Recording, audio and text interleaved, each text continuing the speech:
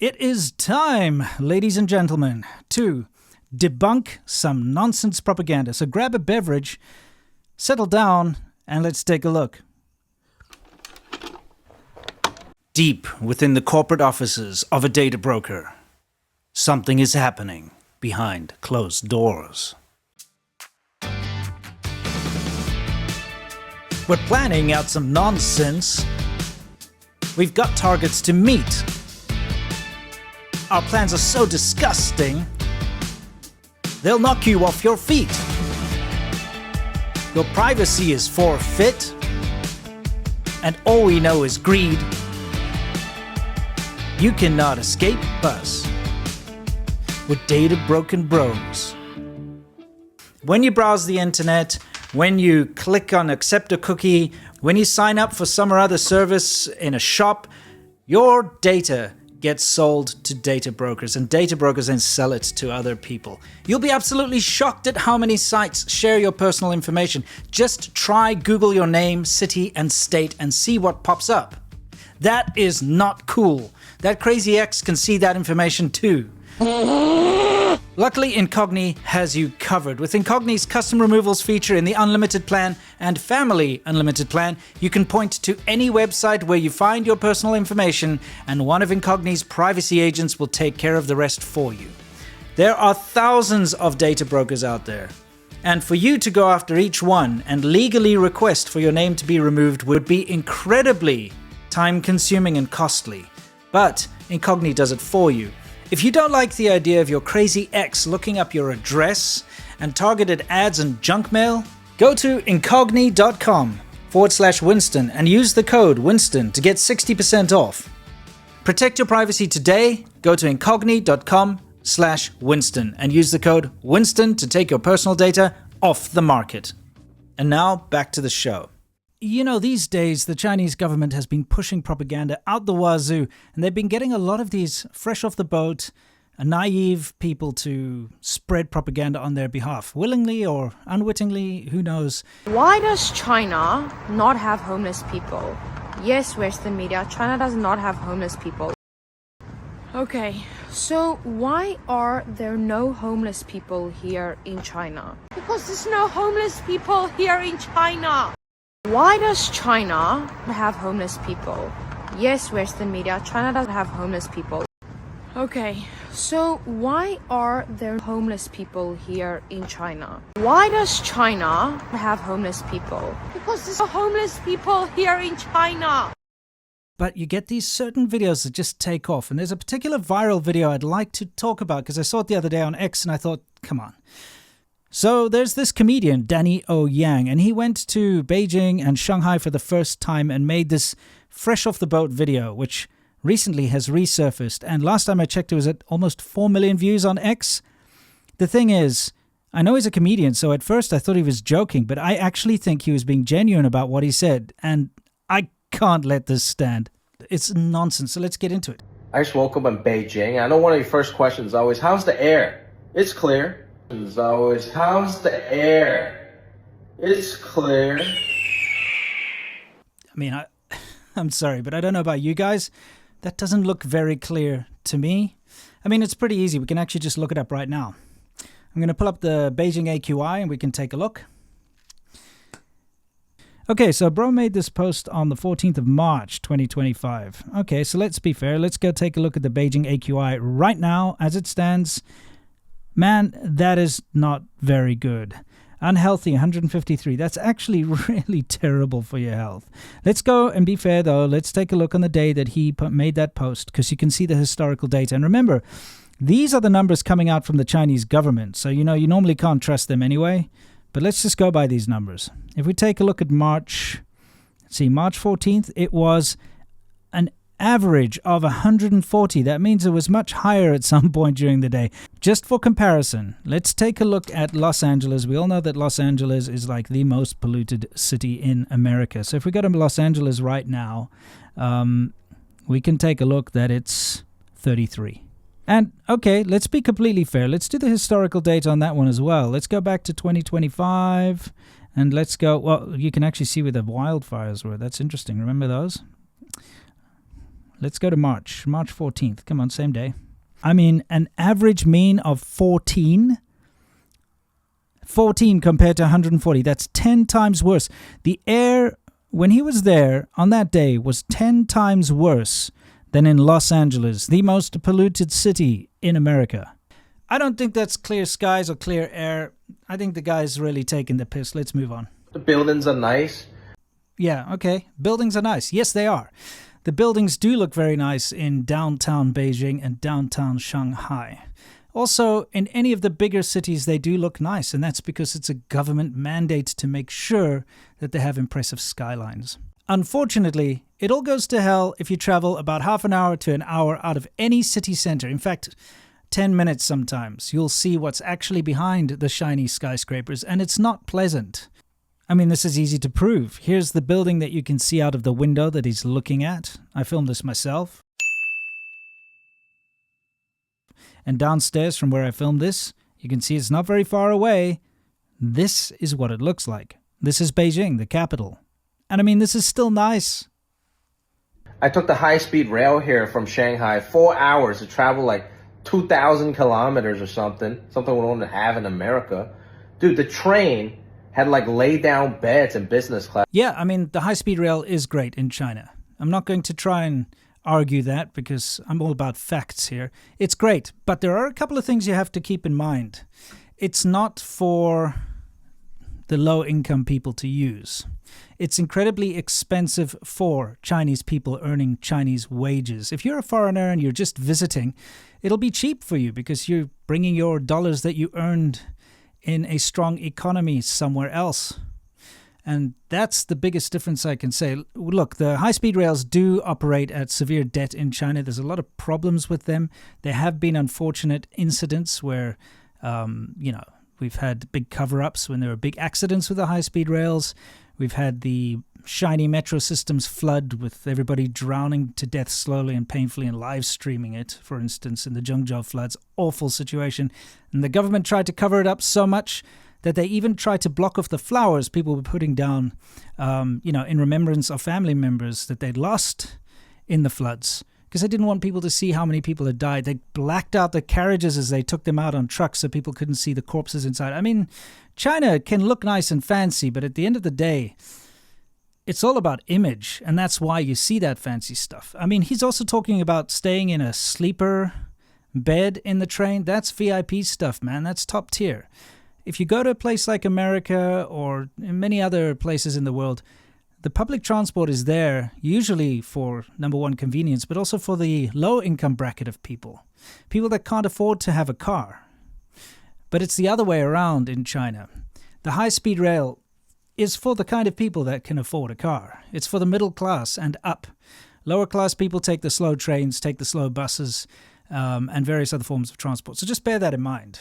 But I will say, very convenient to use the high-speed rails in China. And the food on the train is better than most American Chinese foods, I gotta say.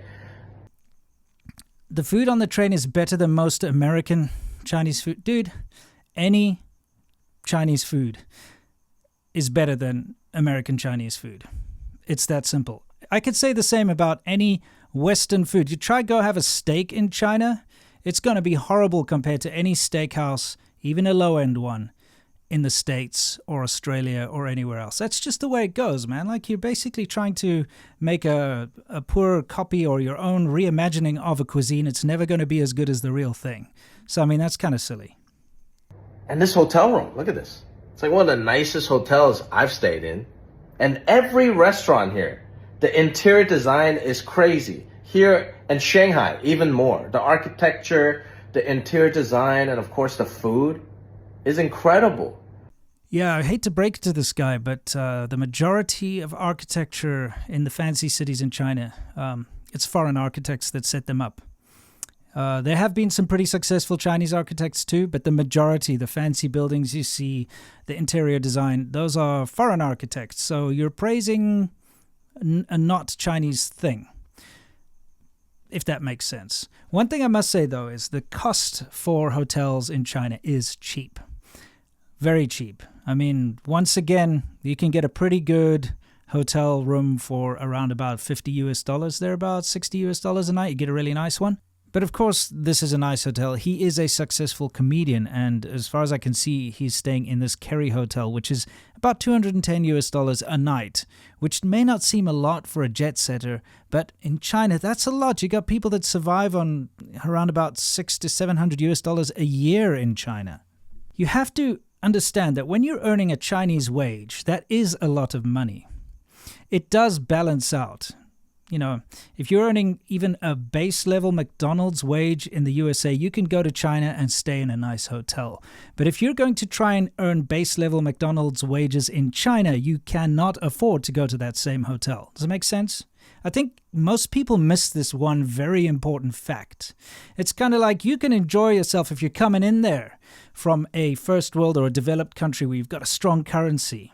But when you're living in China as a Chinese person, you don't have the same opportunity. And I see this as exploitative in many ways. For me, even I feel very westernized and American, and I didn't know what to expect. And most importantly, it's safe here. Here, Shanghai, my cousin told me, you can just leave your moped out. You can leave your moped on the street. Nobody's going to take it. Oh, it's safe, is it? Because your cousin said so? Well, if your cousin tells you to kiss a rattlesnake because it's a safe thing to do, would that prove that it's true? I mean, dude, I got friends that told me that they can hack the Pentagon. Doesn't mean it's true. Why are you taking someone's word for it? Here's actual footage of Shanghai of mopeds being stolen right now, this week. This is a big farce, and this is a big propaganda push. It actually kind of annoys me because here's the evidence in front of your eyes of mopeds and motorbikes and just random stuff getting stolen in Shanghai. Shanghai is the most sophisticated, most international city in China. It is the most expensive city. And yet, here things are being stolen. Get outside of Shanghai, it's a given. Things get stolen in a blink of an eye. Pickpocketing, theft, motorcycle theft, all that kind of thing is a huge problem in China. Not one Chinese person is going to lie and say that it isn't a problem in China. It really is. And so this is where I start to get a bit sus. Like, why is this a talking point? Because I've seen this a lot. We all know it's not true. You cannot leave your bike unlocked. It's not safe. If you do, it's for propaganda purposes. Or there's another reason why it's like that. Like the guy who owns the bike is sitting right there with his eyes on it. So yeah, I mean, maybe try it for yourself, bro. Buy a moped and go and park it on the streets of Shanghai and leave your keys in it and see what happens. I dare you. I double dare you. How about we place a bet on it? Get a hold of me. I'll, we'll play high stakes. Nobody's gonna steal from you. You can walk down like a dark alley at night as a girl, as a guy, whatever. I mean, come on. Listen again. Kidnapping is off the charts in China. Here's a couple clips from just a couple weeks ago. It's not safe for a girl by themselves. It's not safe for a guy by themselves.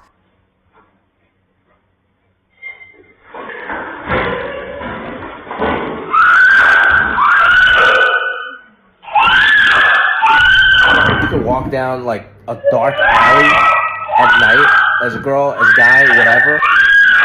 It's going to be fine when you're fresh off the boat and you're in a tourist area walking around as a foreigner.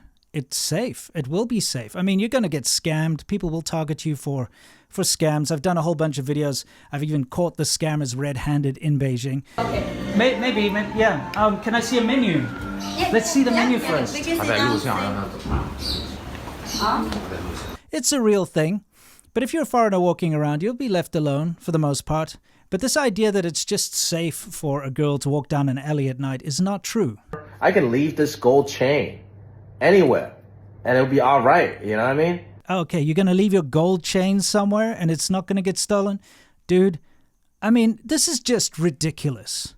It is such a blatant lie that it pisses me off. Because again, ask any Chinese person if you can leave a gold chain lying around in China. And of course, they're going to say, no, you cannot do that. Rubbish. Look at this. This is my lucky fish over my Billy Joel today. Feeling blessed. Waking up in Beijing. I mean, listen, I'm not here to throw cold water on this dude's parade. he's talking a bunch of nonsense, but listen, this is called the honeymoon phase. It happens to everybody. When you visit another country, like for instance, if you were to go to, I don't know, South Korea right now, and you'd never been, or Japan, or Italy, or you name it, any nice country that's not in a state of war. If you were to go there right now, you'd have a great time. There's so much to explore, so many new things to see. Different kinds of food, different kinds of transport, things people do that are different to where you're from. And yeah, it's fun and exciting. And you get this thing that's called the honeymoon period. And for some people, it lasts a couple of weeks. For some people, it can last a year or more. It's just one of those things. I went through it myself when I first got to China. You know, things were so different and so amazing that I really just absolutely loved my time there. And I'll never take that time back. I had such a great time. But, very importantly here, during the honeymoon phase, you will consciously ignore the bad things. You will see a beggar, or you'll see a terrible situation where you've got like a child being used to beg, for instance, and you'll not like it, but you will not really pay attention. You'll be paying attention to like the amazing street food, or you'll be paying attention to the, oh, it's so safe to walk here type nonsense or whatever. And this is just human nature. This guy feels blessed in Beijing. I, again, would challenge him to go and live there for a number of years, a number of months even, and see how he feels once he's got used to the grind. And of course, if he was actually earning Beijing money, you know, and I'm saying even an office worker's salary, he would suffer. He would see that it's difficult. You don't have the power to travel so easily and stay in nice hotels and eat in nice restaurants. You have to start to ration that. You have to start to go out every so often and take a trip once a year, you know, that type of thing. You just got to put it into that perspective. But another thing I'd just like to quickly talk about here is this idea that going to a place that is completely unfamiliar to you, where you cannot speak the language, and you suddenly think you know what's going on, is one of the stupidest things ever. And hey, listen, I was guilty of that too. Because when you don't know what people are saying, when you cannot read the signs, you start to just make things up and you compare it to where you're from. So you're walking down the street, you see a bunch of blurry signs that don't make sense to you, and you're like, whoa, this is cool, it's vibrant, it's colorful. But that sign in Chinese is propaganda saying, you know, we're watching you, and, you know, you better not do this, you better not do that. You stay in line. And then if you actually could read it, it would sour your mood a little bit when you start to see that they're telling you what to do, when they're telling you they're watching you, when they're warning you not to do this, warning you not to do that. When you're walking past and you hear people talking on the road, you don't know what they're saying. And you can make up these fantasies in your mind. And, oh, look at this wonderful, you know, culture where everyone's friendly and talking to each other. But they could be having an argument. They could be plotting to kill you. You do not know. So it's arrogant to think that you know what's going on. You think it's safe because you don't see anyone being assaulted in front of you. I can promise you that assaults, muggings, murders, big in China. I mean, I've got the video evidence. I don't need to show you, you know, but I have the receipts if anybody would like to see them. The thing is, and I've used this analogy before, but bear with me. Imagine you lived in a neighborhood, and in your neighborhood, there was a murder. So let's say 2 streets down from you, somebody got stabbed to death. But it wasn't in the news because the news wasn't allowed to report on this because it's bad for social harmony. And this is how China works. So somebody gets murdered, say 2 streets down from you. The cops turn up. They take the body away, they arrest the perpetrator, or maybe he ran away, who knows. But then you're not allowed to talk about it. And if somebody tries to post about it online, all of their information, all their posts get taken down, and they get a talking to from the police, perhaps arrested for trying to spread, disrupt social harmony. That's actually a law in China. It's called picking quarrels and causing trouble. So you're sitting there ignorant, not knowing that somebody was murdered 2 streets down from you. And you're walking around in your neighborhood as if it's the safest place in the world because you didn't see it with your eyes. So you think China's safe because you don't see the bad stuff because the government is hiding it from you. It's so simple, guys. I've lived in America now since 2019. I've not seen a single person get shot. I've not even seen anyone brandish a firearm. And I've been around, I traveled coast to coast. I've been everywhere. The only time I've seen a gun is when a policeman is wearing it. But am I naive enough to say that there's no gun violence in America? No, I'm not stupid. And of course, the news tells me that there's gun violence in America. Social media tells me that there's gun violence in America. But in China, the news doesn't tell you that there are stabbings and murders and kidnappings and all the bad things that do happen in China. And social media does not tell you that there are murders and kidnappings and all the bad things that happen in China, and drug addicts and homelessness. They do not tell you because it's not good for the image of China, so they block it. So you're just walking around like an ignorant fool, thinking that you're in the safest place in the world, and that's only because you don't see the bad news. It's simple, people. Very, very simple. And if you wanted to know the bad news, if you wanted to know that it's there, people get the word out. Dissidents do leak it out. Videos come out daily of horrible things happening in China. Mass vehicular homicides, terrible kidnappings, big fires that have been set in factories, sabotage, anarchy, all sorts of things are happening every single day in China. And if you want to find out more about all that stuff, join me for the China Show every Friday. Guys, thank you for hearing me out. This kind of thing annoys me. This guy's a certified bellend. I'm going to put a little certified bellend stamp over his face. And again, I'll let him off the hook this time. He's naive. He hasn't been in China long. But dude, try leave that chain somewhere. And also get your eyes checked, because that's not clear sky.